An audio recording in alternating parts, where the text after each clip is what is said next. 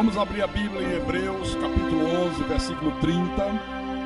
E o tema dessa noite é as causas de uma batalha perdida. As causas de uma batalha perdida. Hebreus capítulo 11, versículo 30. E o Espírito Santo inspira o apóstolo a escrever para a igreja e dizer: pela fé, ruíram as muralhas de Jericó, depois de rodeadas por 7 dias.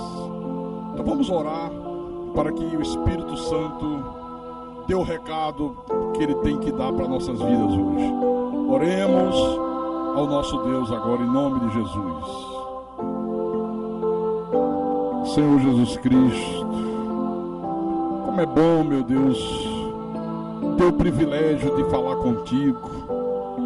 Como é bom ter o privilégio de louvar o teu nome, de adorar o Senhor. Quantas milhões e milhões e milhões de pessoas nesse mundo estão agora em casa, alguns na mesa dos bares, outros já dormindo embaixo de uma marquise, uma calçada, outros já dominados pela droga, pelo álcool, muitos nos hospitais, nas clínicas, nos presídios. E nós estamos aqui adorando o teu nome, louvando o teu nome, ouvindo a tua voz. Então somos pessoas privilegiadas. Temos o privilégio de, com os nossos lábios, ministrar louvor e adoração ao Deus eterno, ao Deus bendito. Tem Deus que acha privilégio usar os lábios para ministrar louvor e adoração a um artista, a um cantor famoso, a um ídolo do futebol, um ator de novela, uma atriz. Não, nós achamos privilégio louvar e adorar aquele que vive e reina, aquele que é soberano, aquele que com a palavra do seu poder criou os céus e a terra, aquele que domina sobre tudo, aquele que controla tudo, o Deus Todo-Poderoso, o Senhor Jesus Cristo. Então que nessa noite, Senhor, nós possamos ouvir a tua voz, nós possamos aprender de ti, nós possamos crescer na graça e no conhecimento de Jesus Cristo. Fala à tua igreja, fala ao teu povo, fala aos teus eleitos, aos teus escolhidos, aos teus pequeninos. Usa-me como teu pastor, como teu servo. Dá-me a inspiração, a capacidade que não é minha, é tua, para proclamar a tua verdade.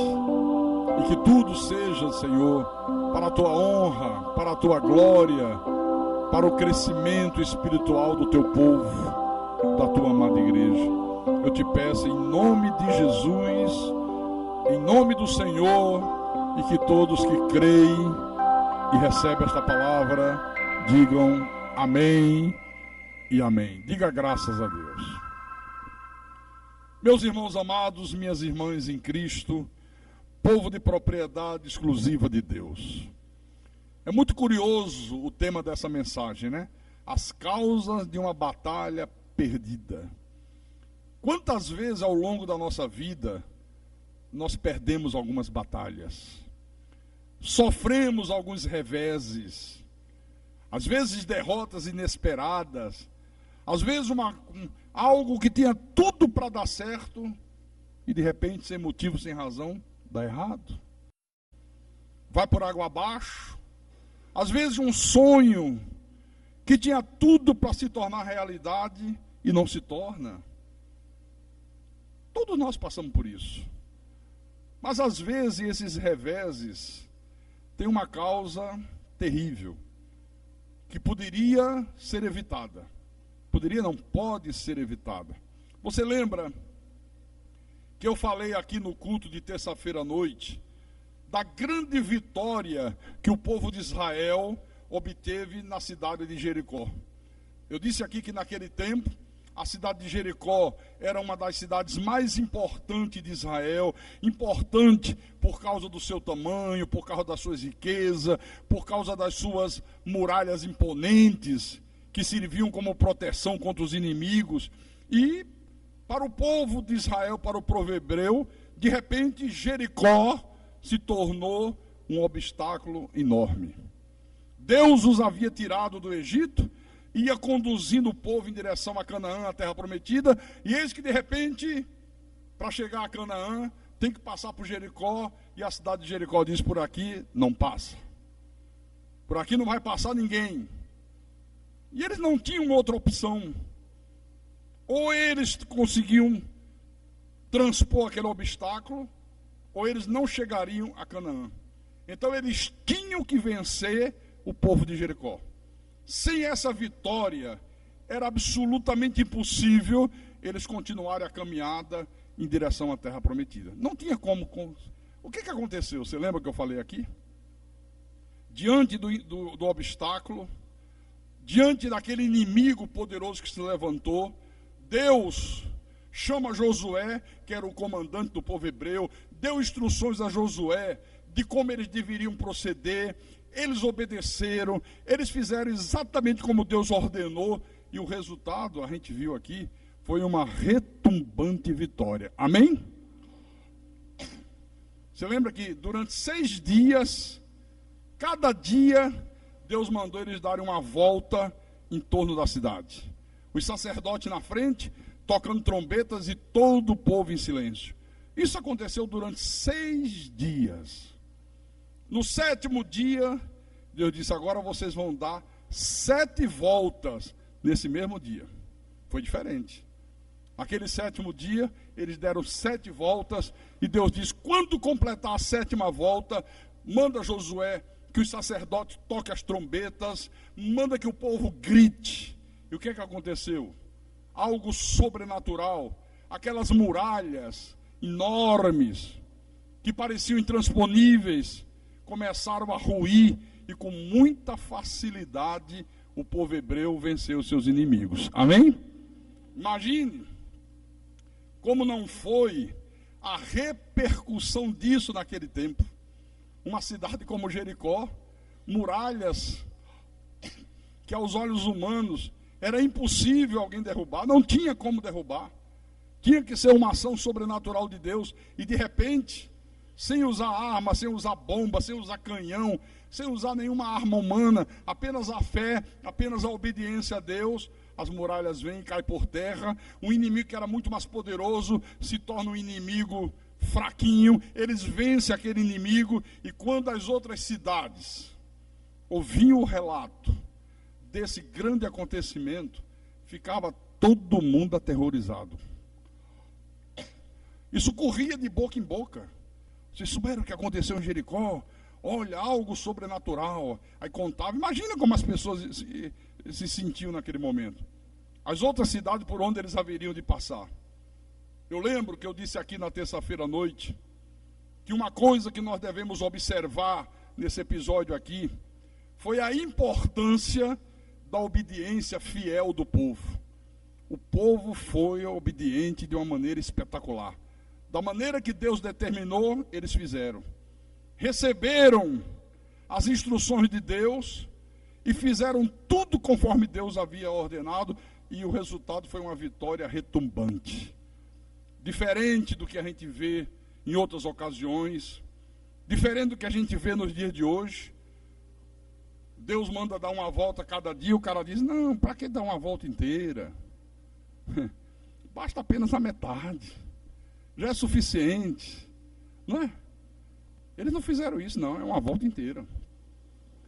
Para que sacerdote na frente? Deixa os sacerdotes lá. Para que ir tocando um hino de louvor e de adoração? Para que trombeta? Para que todo o povo? Manda apenas meia dúzia representando os outros. Não, eles não fizeram isso. Exatamente como Deus determinou, eles fizeram. E aí a vitória foi grandiosa. Amém?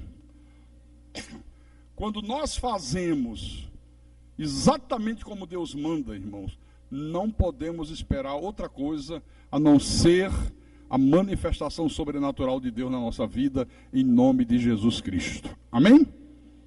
Só que logo em seguida, Eles tinham que travar uma nova batalha. Só que dessa feita era contra a cidade de Ai. Abra lá em Josué, Velho Testamento, capítulo 7, versículo 1 em diante.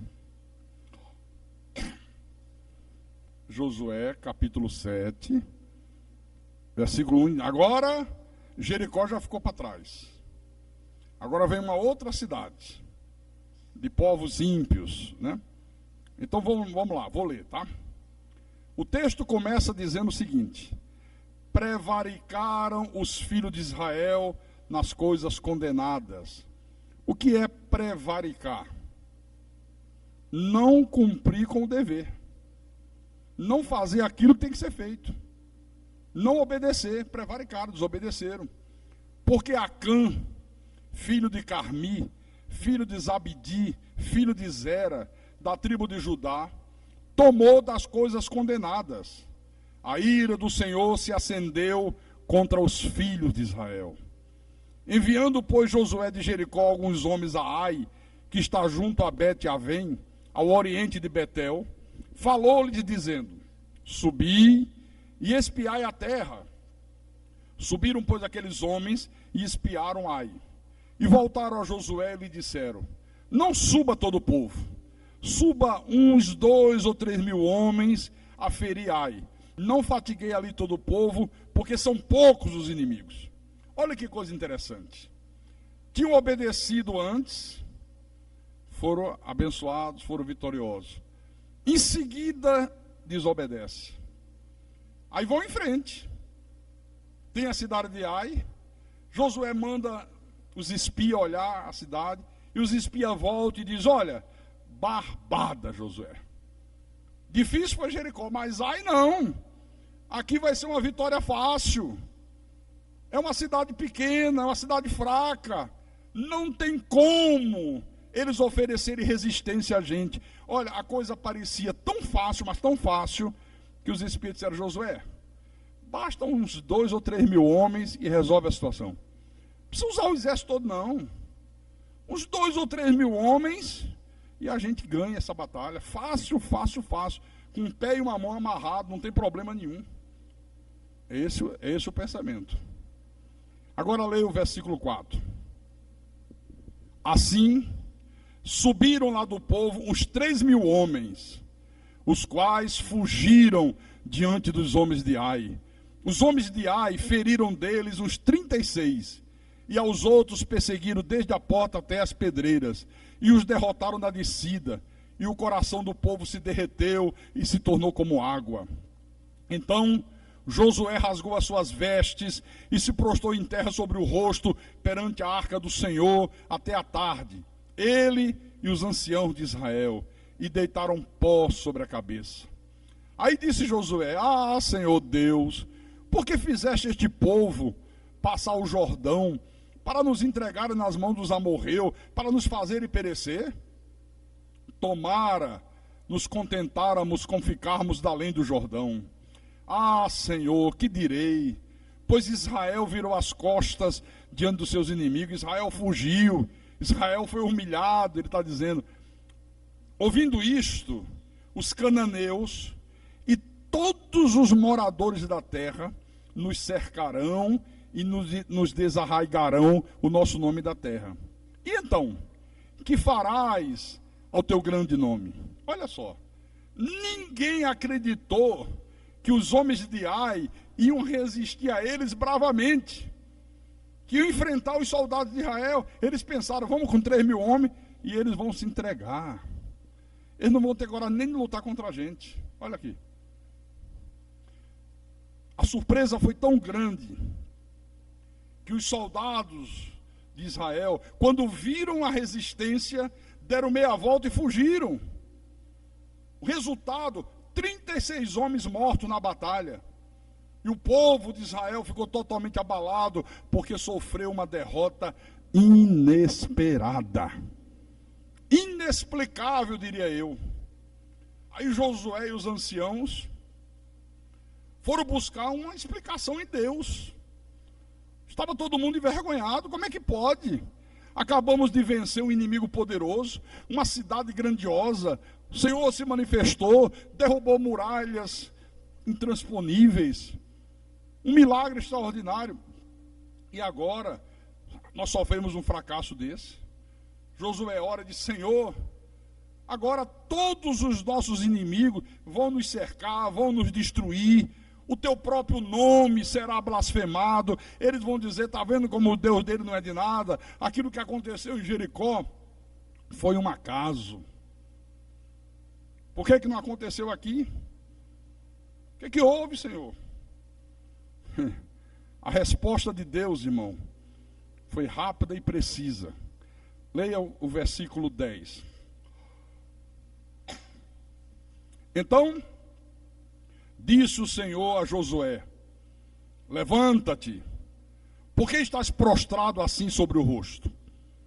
Israel pecou e violaram a minha aliança, aquilo que eu lhes ordenara, pois tomaram das coisas condenadas, e furtaram, e dissimularam, e até debaixo da sua bagagem o pusera. Pelo que os filhos de Israel não puderam resistir aos seus inimigos, viraram as costas diante deles, porquanto Israel se fizera condenado. Já não serei convosco, se não eliminardes do vosso meio a coisa roubada. Qual foi a resposta de Deus? Qual foi a explicação de Deus para uma derrota tão humilhante, tão inesperada? Israel pecou. Por isso perdeu a batalha. Só que Deus foi ainda mais fundo. Olha, Josué, se o pecado continuar no meio de vocês, vão continuar perdendo as suas batalhas. Deus está dizendo: não conte comigo. Eu não vou pelejar contra os inimigos de vocês. Vão acontecer coisas inesperadas. Agora, qual foi o pecado cometido por Israel? Você lembra que aqui, no capítulo 7, versículo 1, diz assim: porque Acã, filho de Carmim, filho de Zabdi, filho de Zera, da tribo de Judá, tomou das coisas condenadas, aí a ira do Senhor se acendeu contra os filhos de Israel. Qual foi o pecado cometido por Acã? O pecado foi ter desobedecido as ordenanças de Deus durante a invasão e destruição de Jericó. Quando eles invadiram Jericó e destruíram Jericó e venceram os inimigos, Acã vai e desobedece. Desobedeceu a Deus em quê, pastor? Capítulo 6, versículo 17 e 18. Deus já tinha dito que entreguei a cidade nas tuas mãos, o seu rei, os seus valentes, está tudo dominado, é tudo de vocês. Porém, a cidade será condenada, ela e tudo quanto nela houver, somente viverá Raabe, a prostituta, e todos que estiverem com ela em casa, porquanto escondeu os mensageiros que enviamos. Aí vem agora a ordenança: tão somente guardai-vos das coisas condenadas, para que, tendo-as vós condenado, não as tomei, e assim torneis maldito o arraial de Israel e o confundais. Sabe o que Deus falou aqui? Deus proibiu terminantemente que alguém, qualquer pessoa do povo de Israel, pegasse para si dos despojos da cidade de Jericó. Deus disse: olha, vocês não podem pegar nada deles para vocês. Nada que pertence ao povo de Jericó, vocês vão tomar para vocês. Está condenado, não pode. É uma proibição minha. Deixa lá, não põe a mão em nada. Agora aqui no versículo 19, ele diz: porém, toda a prata e ouro, e utensílios de bronze e de ferro, são consagrados ao Senhor, pertence ao Senhor, irão para o seu tesouro. Olha, prata, ouro, utensílios de ferro, de bronze, isso aí, Deus é o dono de todo o ouro e toda a prata. Isso aí vocês pegam e tragam para o tesouro da casa do Senhor. Isso aí pertence a Deus. O resto deixa lá. Não põe a mão em nada. Irmãos, esse indivíduo aqui, Acã, desobedece conscientemente à ordem de Deus. Ele chega e ele cobiça tudo aquilo que Deus havia proibido. Ele não permanece fiel a Deus. Ele mesmo diz isso a Josué, aqui no capítulo 7, versículo 21. Ele diz: quando vi entre os despojos uma boa capa babilônica e 200 ciclos de prata e uma barra de ouro do peso de 50 ciclos, cobicei-os e tomei-os. E eis que estão escondidos na terra, no meio da minha tenda, e a prata por baixo. Você já leu lá em Tiago que Deus diz que toda cobiça começa pelo olhar.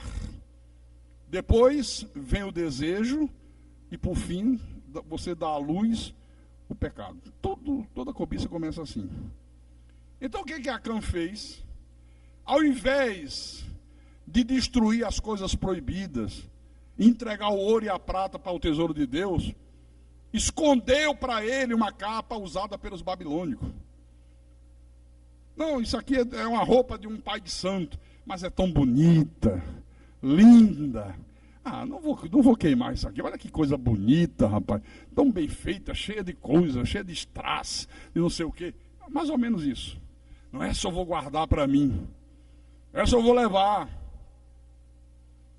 Pegou aqui, ó, mais ou menos o equivalente a 2 quilos de prata e uns 500 gramas de ouro e guardou para ele. As consequências foram gravíssimas, meu irmão. Além dos 36 homens que morreram na batalha em Ai, esse homem aqui, Acã, e toda a sua família e todos os seus bens foram destruídos. Veja a consequência da desobediência a Deus. Terrível.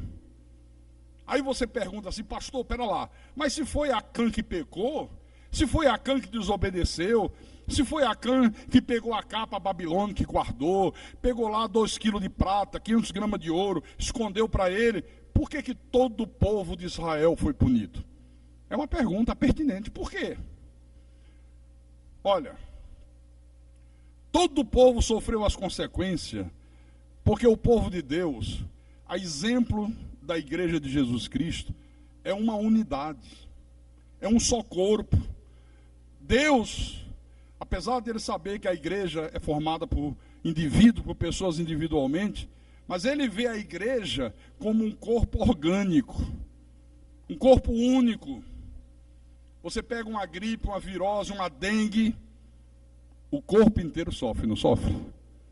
Você começa a sentir dores pelo corpo todo. Dói desde o fio de cabelo da cabeça até o dedinho do pé. Se você tem febre, a febre se espalha pelo corpo inteiro. A febre não fica só no dedo machucado. Se a febre é consequência de um machucado num dedo, de uma inflamação de uma unha, ela não fica na unha.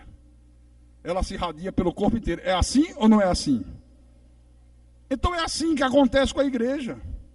Da mesma forma, um pecado não tratado, um pecado não resolvido no meio do povo, no meio de uma congregação como a nossa, no meio de um povo escolhido, olha, vai trazer consequências para toda a igreja.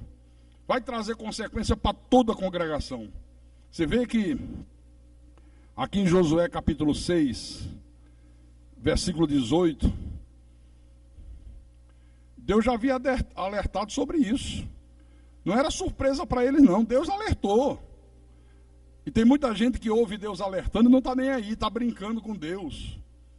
Eu olho hoje e sinto a falta de alguns irmãos na igreja. Talvez pessoas que nem saibam que eu estou aqui. Ah, vai ver que o pastor ainda está lá, a esposa dele ainda está doente. Dá para eu dar uma faltadinha hoje. Quando ele está, eu vou, porque ele olha e ele me vê. Você pensa que não é? Você pensa que não é assim? Infelizmente é assim. Mas vamos lá. 6,18.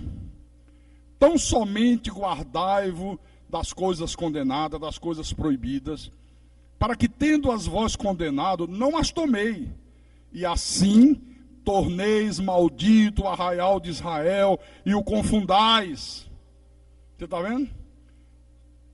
Se alguém pegasse das coisas condenadas, todo Israel seria considerado maldito por Deus. Se alguém desobedecer, toda a congregação paga o pato. Não sabiam disso ou não sabiam? Bom, Deus ordena que Josué convocasse todo o povo no dia seguinte para descobrir quem foi que realizou a desobediência. Quem foi que transgrediu? Quem foi que não levou a sério Deus? Quem foi que não obedeceu? Quem foi que, mesmo sabendo que ia trazer consequência para todo o povo, mesmo assim praticou o erro? Vamos lá. Capítulo 7, versículo 13 em diante. Deus disse para Josué: dispõe-te, santifica o povo e dize: santificai-vos para amanhã, porque assim diz o Senhor Deus de Israel: há coisas condenadas no vosso meio, ó Israel. Aos vossos inimigos não poderei resistir, enquanto não eliminardes do vosso meio as coisas condenadas. Pela manhã, pois, vos chegarei segundo as vossas tribos, e será que a tribo que o Senhor designar por sorte se chegará segundo as famílias, e a família que o Senhor designar se chegará por casas, e a casa que o Senhor designar se chegará homem por homem. Aquele que for achado com a coisa condenada, será queimado ele e tudo quanto tiver, porquanto violou a aliança do Senhor, fez loucura em Israel. Então Josué se levantou de madrugada e fez chegar a Israel segundo as suas tribos, e caiu a sorte sobre a tribo de Judá. Fazendo chegar a tribo de Judá, caiu sobre a família dos Zeraitas. Fazendo chegar a família dos Zeraitas, homem por homem, caiu sobre Zabdi. E fazendo chegar a sua casa, homem por homem, caiu sobre Acã, filho de Carmi, filho de Zabdi, filho de Zera, da tribo de Judá. Então disse Josué a Acã: filho meu, dá glória ao Senhor, Deus de Israel, e a ele rende louvores. E declara-me agora o que fizestes. Não me ocultes, não me esconda, fala o que você fez. Aí respondeu Acã a Josué e disse: verdadeiramente pequei contra o Senhor Deus de Israel e fiz assim e assim. Quando vi entre os despojos uma boa capa babilônica e 200 ciclos de prata e uma barra de ouro do peso de 50 ciclos, cobicei-os, desejei possuí-los, tomei-os, e eis que estão escondidos na terra, no meio da minha tenda, e a prata por baixo. Então Josué enviou mensageiros que foram correndo à tenda, e eis que tudo estava escondido nela, e a prata por baixo. Tomaram, pois, aquelas coisas do meio da tenda, e a trouxeram a Josué e a todos os filhos de Israel, e a colocaram perante o Senhor. Então Josué e todo Israel com ele tomaram Acã, filho de Zera, e a prata, e a capa, e a barra de ouro, e seus filhos, e suas filhas, e seus bois, e seus jumentos, e suas ovelhas, e sua tenda, e tudo quanto tinha, e levaram-no ao vale de Acor. Disse Josué: por que nos conturbaste? O Senhor hoje te conturbará. E todo Israel o apedrejou, e depois de apedrejá-los, queimou-os. E levantaram sobre ele um montão de pedras, que permanece até o dia de hoje. Assim, o Senhor apagou o furor da sua ira, pelo que aquele lugar se chama o Vale de Acor até ao dia de hoje. Olha que coisa terrível isso aqui. Assim que o desobediente foi identificado, Josué manda trazer as coisas condenadas e diz: olha, vai ser destruído tudo que você cobiçou, essa capa, esse ouro, essa prata, todos os bens que você tem, os teus filhos, as tuas filhas, tua mulher, tudo vai ser destruído porque você desobedeceu a Deus. Foram apedrejados e queimados, e só dessa forma o mal foi retirado do meio de Israel. Está aqui, ó. Você vê que aqui no final do versículo 26, diz que depois que Acã foi morto, o Senhor apagou o furor da sua ira. Enquanto o erro não foi tratado, a ira de Deus estava acesa contra Israel. Às vezes, uma igreja sofre porque há pessoas que vivem errando, que sentem prazer em viver no erro, sentem prazer em brincarem com Deus, não levam a sério a voz de Deus. Mas chega uma hora que Deus diz: eu vou identificar o erro do meio do meu povo. E Deus mostra o erro. E aí aquela pessoa paga um preço caro. Só depois que isso aconteceu, Deus retira a sua ira de sobre Israel e passa a abençoar Israel outra vez. Aqui no capítulo 8, versículo 1 em diante, disse o Senhor a Josué: não temas, não te atemorizes. Toma contigo toda a gente de guerra e dispõe-te e sobe a Ai. Olha que entreguei nas tuas mãos o rei de Ai e o seu povo e a sua cidade e a sua terra. Farás a Ai a seu rei como fizeste a Jericó e a seu rei. Somente que para vós outros saquearei os seus despojos e o seu gado. Põe emboscadas a cidade por detrás dela. Então Josué se levantou e toda a gente de guerra para subir contra Ai. Escolheu Josué 30.000 homens valentes e os enviou de noite. Olha, na primeira vez, não, basta 3.000, é mole. Está dominado, tranquilo, deixa comigo. Sei o que é que eu estou fazendo, né? É comigo mesmo. Parece algumas pessoas que eu tenho conhecido ao longo da minha vida ministerial. Deixam de dar ouvidos à voz de Deus, vai brincando com Deus. Deus está falando uma vez, 2 vezes, 3 vezes, 10 vezes, 50 vezes, e a pessoa está brincando. E a pessoa, não, está tranquilo. Deus tem me abençoado tanto. Tudo está dando certo na minha vida. Olha, já comprei casa, já comprei carro, já tenho sítio, já tenho casa de praia, está tudo tranquilo, o dinheiro está entrando, está chovendo na minha horta, está tudo dominado, está tranquilo. E vou continuar assim.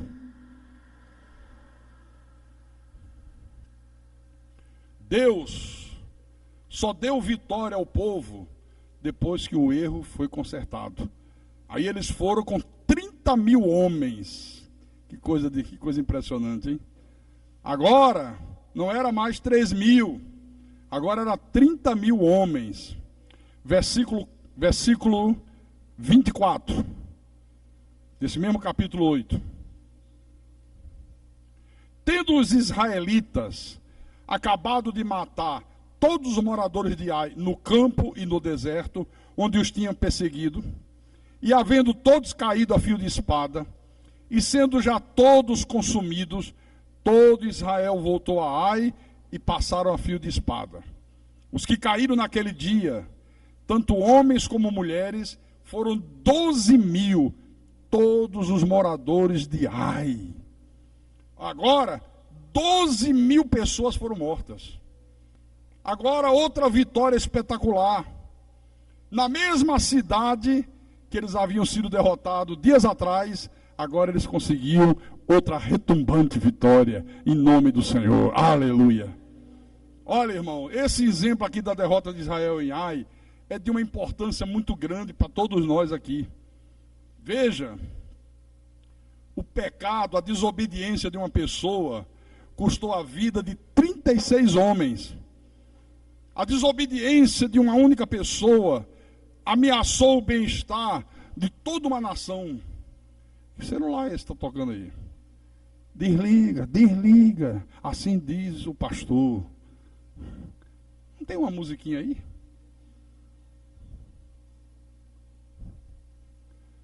É samba?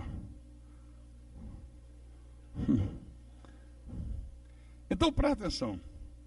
O que é que Deus está mostrando aqui? A importância da obediência. Eu posso imaginar esse indivíduo aqui, Acã, tentando justificar a sua atitude. Olha, tem tanto ouro, tem tanta prata, um pouquinho de ouro, meio quilo, 2 quilozinhos de prata, isso não vai fazer mal nenhum. Já tem toneladas e toneladas de ouro aí. Qual o problema que isso aqui vai custar? Qual o problema de eu pegar uma capa babilônica e usar? Qual o problema? Isso não custa nada, isso não vai ter problema nenhum, é bonita, cai bem no meu corpo, é do meu tamanho. O problema não estava na capa babilônica, o problema não estava em ser apenas 2 quilos de prata, o problema não estava em ser apenas meio quilo de ouro, o problema estava no fato de que o Deus Todo-Poderoso havia proibido que todo o povo de Israel pegasse para si qualquer coisa de Jericó. Esse era o problema. Por que é importante para a gente hoje? Porque não é diferente dos dias de hoje, irmão.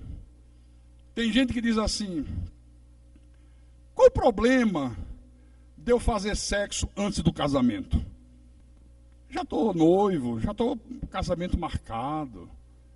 Sou convertido, ela é convertida. Qual o problema? E vai fazendo. Qual o problema de vez em quando eu mentir? Uma mentirinha assim, desse tamanhinho. Não faz mal nenhum. Qual o problema de se faltar os cultos de vez em quando? Eu não vejo problema numa terça-feira eu não vir à igreja. Eu não vejo problema de repente, numa quinta-feira, eu ficar em casa, não estou disposto, não estou afim de ouvir aquele pastor chato. Já ouço tantas vezes. Deus não vai levar a mal isso. Está dominado, eu vou ficar em casa. Qual o problema? Qual o problema de transgredir o dia do Senhor?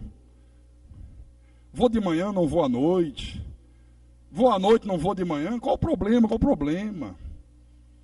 O outro diz assim: qual o problema de eu ser avarento nas minhas ofertas? De eu ser mesquinho? Qual o problema? Qual o problema de vez em quando eu enganar Deus nos dízimos? Um mês dou dízimo, outro mês não dou dízimo. No mês que eu estou apertado, Deus, o senhor entende, né? Deus, o senhor sabe, né? Se desse eu dava, mas o senhor está vendo a situação? Tem gente que diz assim, até que pega empréstimo. Não usei o dízimo, mas anotei numa cadernetinha.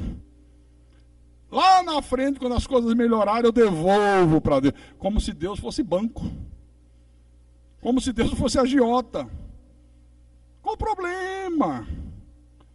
Qual o problema de eu falar mal do pastor, de eu fazer críticas? Não tem problema nenhum. Bom, o problema, meus irmãos, é que todas essas atitudes erradas que eu estou citando aqui são simplesmente proibidas por Deus aqui na Bíblia. Tudo isso Deus proíbe. Deus proíbe faltar cultos, a não ser que tenha um motivo justo. Uma doença. Tem gente que não está aqui porque está agora numa faculdade. É justo. Gente que trabalha em turno.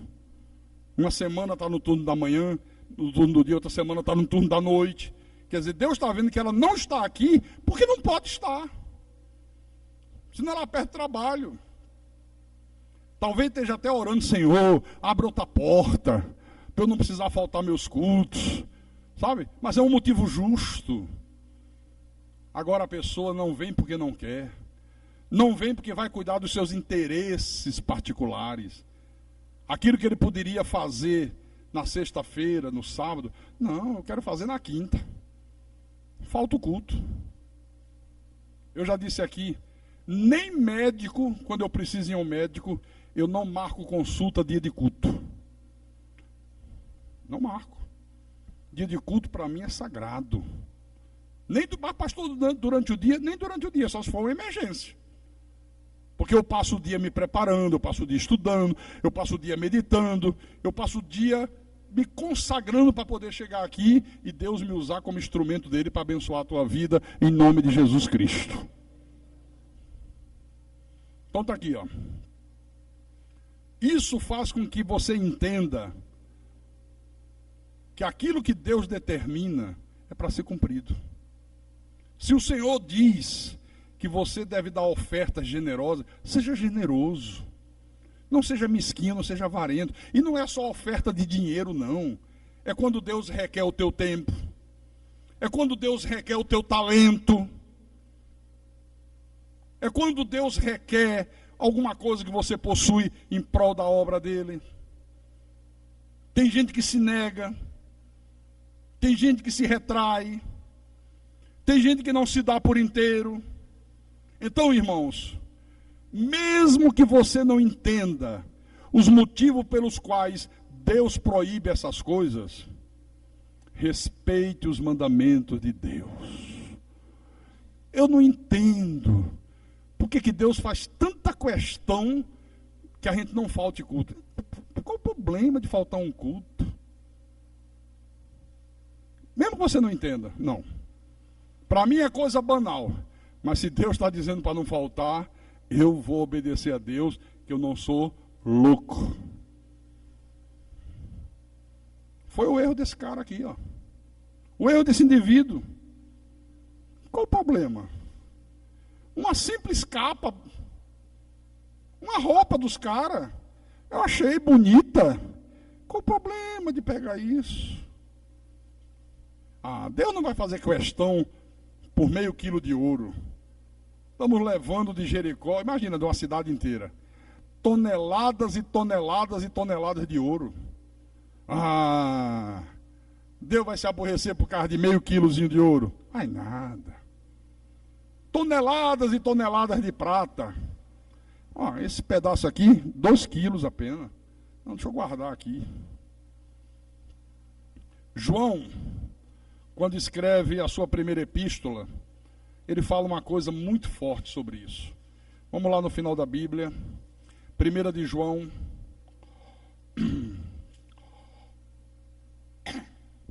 capítulo 3, versículo 3 em diante.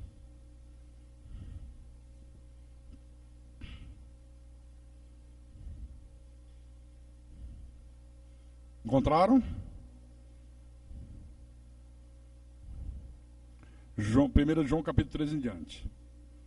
E a si mesmo se purifica todo que nele tem essa esperança, assim como ele é puro. Todo aquele que pratica o pecado também transgride a lei, porque o pecado é a transgressão da lei, é a transgressão da palavra. Sabeis também que ele se manifestou para tirar os pecados, e nele não existe pecado. Todo aquele que permanece nele não vive pecando. Nós somos pecadores, nós pecamos. O mesmo João disse: se alguém disser que não tem pecado, é mentiroso. Ninguém pode dizer: eu não peco, eu sou perfeito, eu sou santarrão. Não existe santarrão, não existe perfeito. Perfeito é Jesus. Mas nós não vivemos na prática do pecado. Quando damos uma bobeira, eventualmente, pode ser que a gente cometa alguma desobediência. Mas é eventualmente. Não é uma coisa diária, repetitiva, deliberada. Todo aquele que vive pecando não o viu nem o conheceu. Filhinhos, não vos deixeis enganar por ninguém. Aquele que pratica a justiça é justo, assim como ele é justo. Aquele que pratica o pecado procede do diabo, porque o diabo vive pecando desde o princípio.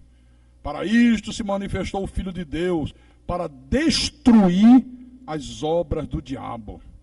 Todo aquele que é nascido de Deus não vive na prática de pecado, pois o que permanece nele é a divina semente.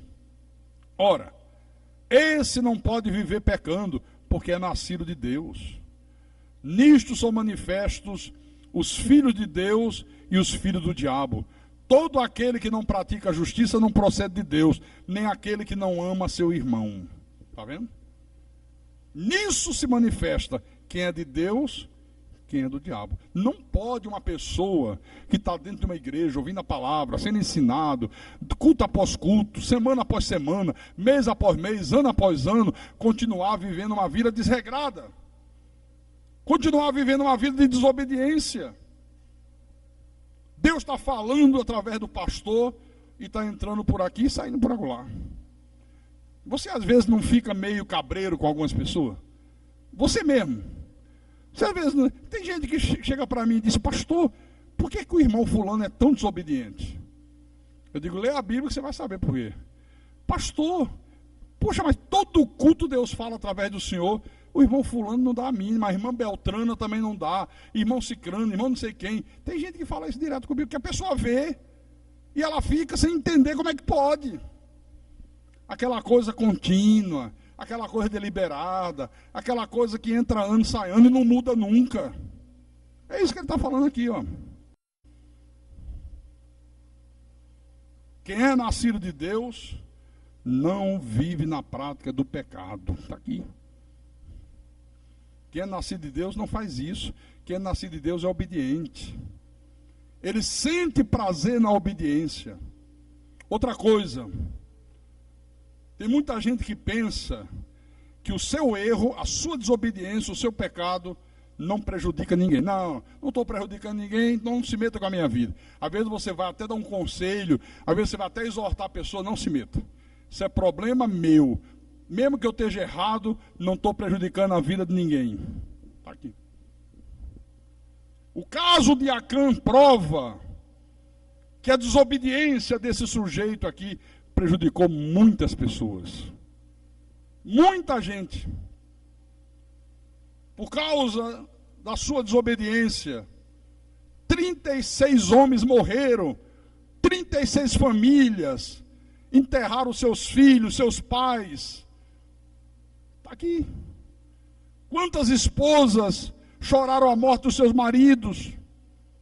Todo o povo de Israel foi envergonhado, perdendo uma batalha para um inimigo fraquinho, para um inimigo insignificante, desonrando o nome de Jesus, que é o nome de Deus. Então tem gente que teima, insiste em continuar desobedecendo a Deus. Tem gente que se recusa a ouvir quando Deus usa o pastor para exortá-la. Continua na desobediência. Parece que faz questão de ser desobediente. Faz questão de peitar Deus. Sabe aquela pessoa que parece que está enfrentando Deus? Não se rende, não se dobra, não dá o braço a torcer por nada. Você já viu gente assim? Já viu? Já, né? Por mais que Deus fale, o cara não se dobra. A pessoa não se rende. Continua na desobediência, continua com a mesma atitude errada, continua com o mesmo procedimento errado. Não muda. Ainda ri. Tem gente, quando Deus está falando de pastor, ainda ri. Ainda faz ar de riso. Como se dissesse: isso é comigo. Está pensando que vai me intimidar. Está pensando que vai fazer eu mudar. É ruim, viu? Eu não estou aqui para dar ouvido a pastor. Já ouviu essa frase? Eu não estou aqui para dar ouvido a pastor. Como se não fosse Deus a falar através do pastor. Aqui. Terrível. Né? Só que eu quero dizer para você, meu irmão e minha irmã, que esse tipo de procedimento, esse tipo de rebeldia, não vai alterar em nada a verdade sagrada. Em nada, absolutamente nada. Não altera. Por exemplo, abre em Provérbios.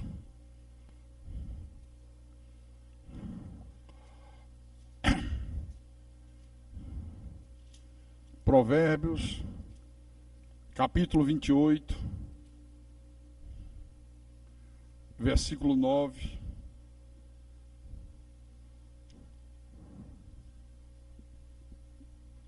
Encontraram? Vou ler. O que desvia os ouvidos de ouvir a lei, ouvir a palavra, até a sua oração será abominável. O que desvia os ouvidos de ouvir o que Deus está falando, de ouvir o que a palavra está dizendo, até a oração dessa pessoa será abominável aos olhos de Deus. Pode orar quanto quiser orar, Deus está dizendo, eu abomino a tua oração. A tua oração não serve de nada. Não estou nem aí para o que você está orando. Está aqui escrito. Não altere nada.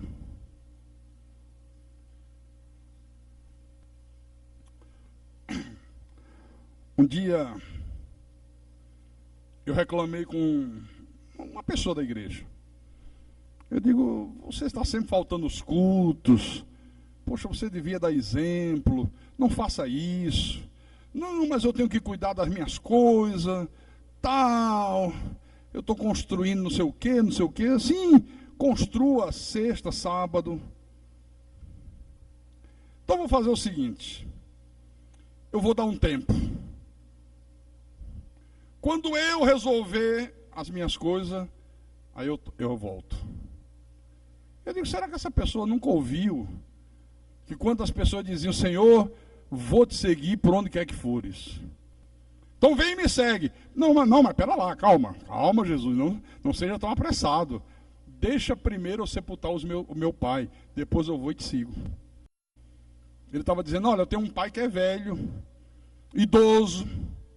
Deixa primeiro o velho morrer, aí eu não tenho mais obrigação com ele, eu vou e te sigo.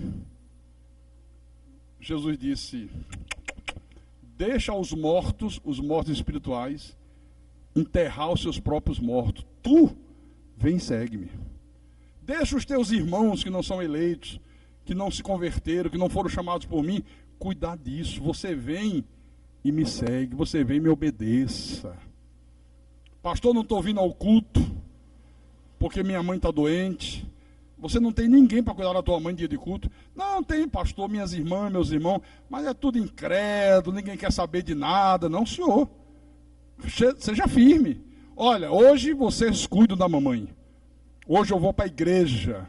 Se vocês não cuidarem, ela vai ficar só, viu? Tem que jogar duro. Eu estou indo para o culto agora. Deixa os mortos enterrar os seus próprios mortos. Deixa aos incrédulos, aos que não têm compromisso com Deus, cuidar dos seus doentes. Mas no dia do compromisso com Deus, você vem para o teu compromisso com Deus. Entenderam a coisa? A gravidade disso aqui. Até a sua oração será abominável. No versículo 13.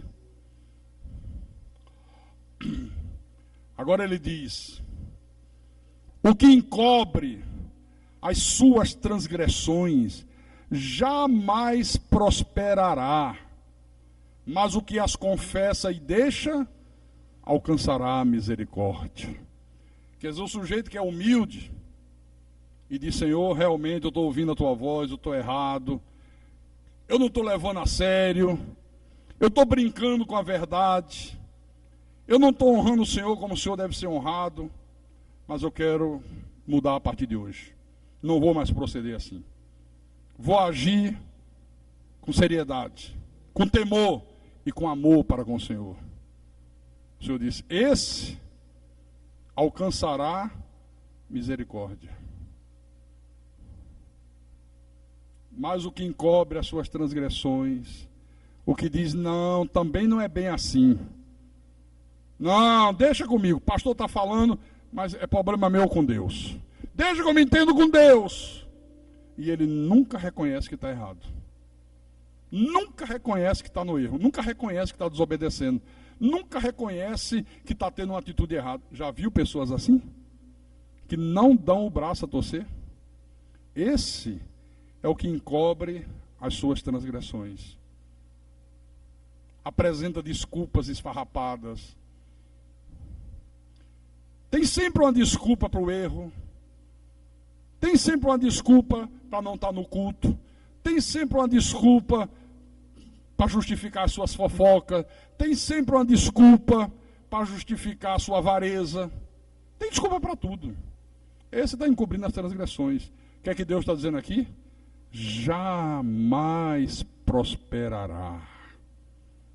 O povo de Deus acha que quando a Bíblia fala de prosperidade, só está falando de grana. Não. Prosperidade é ser bem-sucedido. Uma pessoa que tem um casamento abençoado é uma pessoa próspera. Uma pessoa que tem um casamento destruído não tem prosperidade, não tem felicidade. Prosperidade é felicidade, prosperidade é bem-estar. O sujeito pode ter todo o dinheiro do mundo e não ser próspero. Os filhos desembestam, dão porque não presta, e todo o dinheiro dele não impede aquilo. Tem muito dinheiro, mas não tem uma família. Tem muito dinheiro, mas não é feliz no casamento. É um casamento infeliz. Então, quando se fala de prosperidade, está falando de ser bem-sucedido. Você pode ser uma pessoa simples. Você pode ser um professor, um simples professor de primeiro grau, e ser uma pessoa bem próspera, bem-sucedida. Você é bem-sucedido. Sabe, eu conheci um homem, que eu trabalhei com ele, e esse homem, ele era o apontador da fábrica. Apontador de fábrica é o cara que fica, ele toma conta de 10 máquinas. Aí ele fica com um formulário onde ele anota torno número 1. O torneiro vai fazer uma peça, chama ele, ó, vou fazer essa peça aqui, chegou a ordem de serviço, vou começar agora. Ele marca a hora, e marca a hora que começou, a hora que terminou. Aí o tempo que foi gasto vai ser calculado quanto vai custar aquela peça. Sabe? É mais ou menos isso, o apontador. Pessoa simples, ganha um salário pequeno. Olha, eu via engenheiro tomar dinheiro emprestado desse homem. Ele não emprestava a juro, não. Emprestava para devolver o mesmo que emprestou. Eu não lembro o nome dele agora. Não lembro se era Domingos, seu Domingos. Puxa vida. Ele era cristão. E um dia eu disse para ele assim, como é que pode? Como é que até engenheiro pede dinheiro emprestado ao senhor? E ele, de um jeito muito simples, sabe? Ele era muito simples. Ele dizia, Carlos, é porque eu sou fiel a Deus, Deus me abençoa tanto. Meu dinheiro rende. Eu quase não gasto com remédio. Lá em casa dificilmente as coisas se quebram. Dificilmente eu sofro prejuízo. É tudo diferente comigo. E eu estava começando a dar os meus primeiros passos na fé. Eu dizia, como é que pode? Um engenheiro que ganha 100 vezes o que ele ganha, de repente, seu Domingos, o senhor teria R$500 para me emprestar até sexta-feira? O senhor teria 1.000? Tenho. Amanhã de manhã o senhor me empresta? Traga. Amanhã de manhã eu trago. Emprestava. Quer dizer, um homem que ganhava um salário pequeno, talvez um salário mínimo. Era um homem próspero. Então, meu irmão, para terminar, muito cuidado. Muito cuidado. Porque uma desobediência rotineira, deliberada, com certeza vai levar você a sofrer muitas derrotas na vida. Você está tendo uma grande vitória? Tô, pastor. Graças a Deus. Cuidado que amanhã você pode amargar uma grande derrota. Quando você menos espera, a derrota vem. Israel jamais imaginou que ia sofrer uma derrota para uma cidade desse tamanho. Se eles haviam derrotado uma cidade grandiosa. Se eles haviam derrotado um inimigo poderoso. Se eles viram Deus derrubar muralhas intransponíveis. A cidade de Ai nem muralhas tinha. Fácil. Quando foram, só 3.000 homens. 12.000 habitantes se voltam contra os 3.000, aí ele, perna para que te quero. Ainda mataram 36. Imagina o povo de Deus correndo, humilhado pelo inimigo, e o inimigo pequeno. O inimigo insignificante. Então, muito cuidado com isso aqui, viu? Desobediência rotineira, deliberada, pode ser a causa de grandes derrotas na tua vida, de grandes fracassos na tua vida. Então, se você está desobedecendo a Deus rotineiramente, deliberadamente, em qualquer área, conserta a tua vida, meu querido. Conserta a tua vida, meu irmão. Conserta a tua vida, minha irmã. Porque senão as consequências lá na frente poderão ser trágicas. Amém? E quem tem ouvidos, que ouça o que o Espírito falou à igreja nessa noite. Em nome de Jesus. Para a glória de Deus.